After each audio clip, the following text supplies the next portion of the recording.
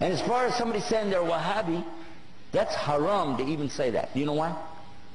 Who knows it's wrong to say that? Why? Why? That's the name of Allah. Al-Wahhab. Is it?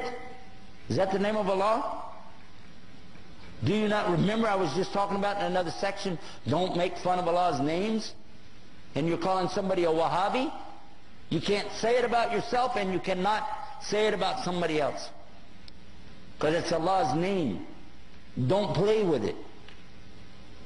And by the way, the people who played with that were the enemies of somebody, but they didn't want to call him by his name, his followers by his name, so they called it by his father's name. His name, he lived 270 years ago, his name was Muhammad ibn Abdul Wahhab. But they don't call him Abdul Wahhabis, or bin Abdul Wahhabis, or Mohammedans, because they know you could catch them in what they're saying. But these were the enemies to this particular scholar and his teachings. What he was saying is that basically you shouldn't worship people in their graves, and you shouldn't worship the grave site, and you shouldn't build these big temples in there to go to. And his followers tore down those places in the graveyards, and they became so angry that instead of dealing with the fact, he brought the proof. But they didn't like it, so they insulted him, and they wrote books against him. Because it messed up their Sufi tariqas. Okay?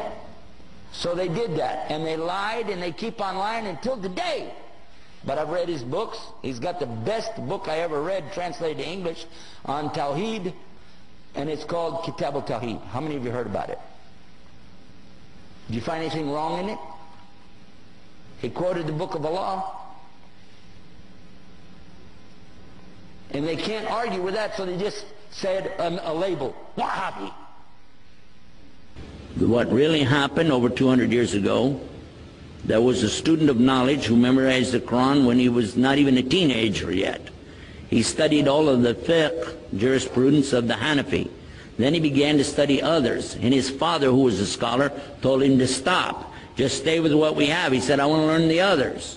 His father almost disowned him because of it. It was very upsetting. You know, don't do that.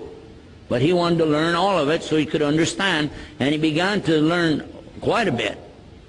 He became convinced that he needed to learn more, and he discovered through this learning that the people of his time were making a grave mistake.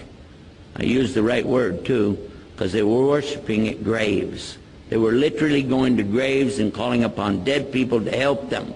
Righteous people, good people.